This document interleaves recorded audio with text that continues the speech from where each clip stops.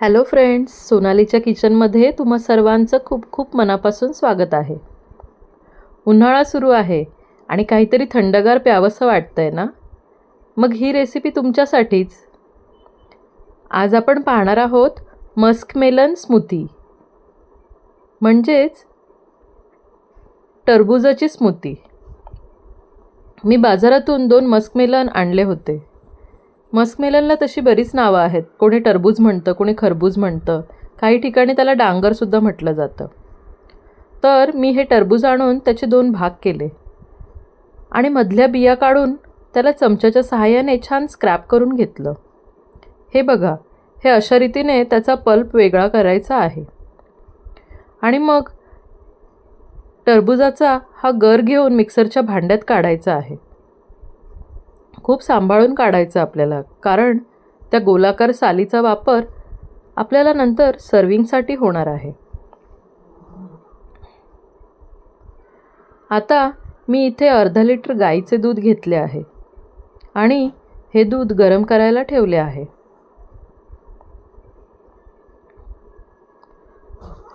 आता मी मस्कमेलनचा पल्प घेऊन मिक्सरमध्ये फिरवून घेणार आहे. हे पहा, अशा रीतीने पल्प मिक्सरमधून काढायचा आहे आणि हळूहळू दोन्ही मस्कमेलनच्या पल्पची प्युरी करून घ्यायची आहे.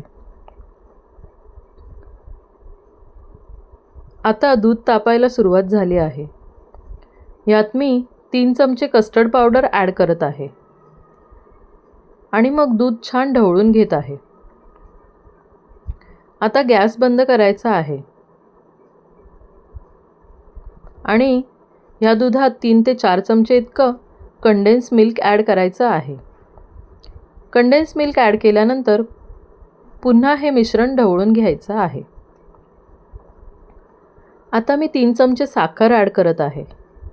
तुम्हाला गोड हवं असल्यास तुम्ही अजून देखील साखर ॲड करू शकता. साखर ॲड करून मिश्रण पुन्हा ढवळून घ्यायचं आहे, जेणेकरून साखर वितळायला हवी. दूध थोडं कोमट झालं की मस्कमेलनचा पल्प मिक्स करून घ्यायचा आहे आणि तो दुधामध्ये ॲड करायचा आहे. मी 2 चमचे सब्जा तासभर भिजत घातला होता. तो सब्जा इथे ॲड करून मिश्रण पुन्हा हलवून घ्यायचं आहे. सब्जा हा गुणधर्माने थंड असल्यामुळे उन्हाळ्यात तो उपयुक्त ठरतो. आता मी दुसऱ्या टरबूजचा पल्पसुद्धा इथे मिक्स करत आहे.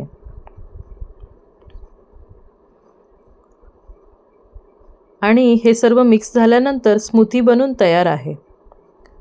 तुम्ही ह्याला फ्रीजमध्ये ठेवून गार करूनसुद्धा सर्व करू शकता.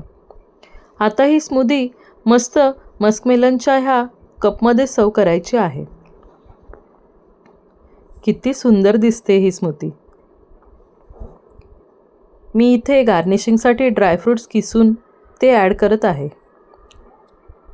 सोबतच माझ्याकडे टूटी फ्रुटी होती, तीसुद्धा मी ॲड केली आहे.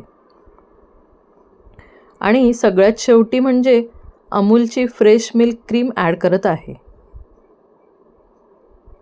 ह्या क्रीममुळे ह्या स्मूथीची टेस्ट अजूनच छान लागते. तुम्हीसुद्धा यंदाच्या उन्हाळ्यात ही रेसिपी नक्की ट्राय करा आणि कशी होते ते कमेंटमध्ये कळवा. फ्रेंड्स, रेसिपी आवडली असल्यास लाईक आणि शेअर करा आणि अशाच छान छान रेसिपींसाठी माझ्या चॅनलला सबस्क्राईब करायला विसरू नका.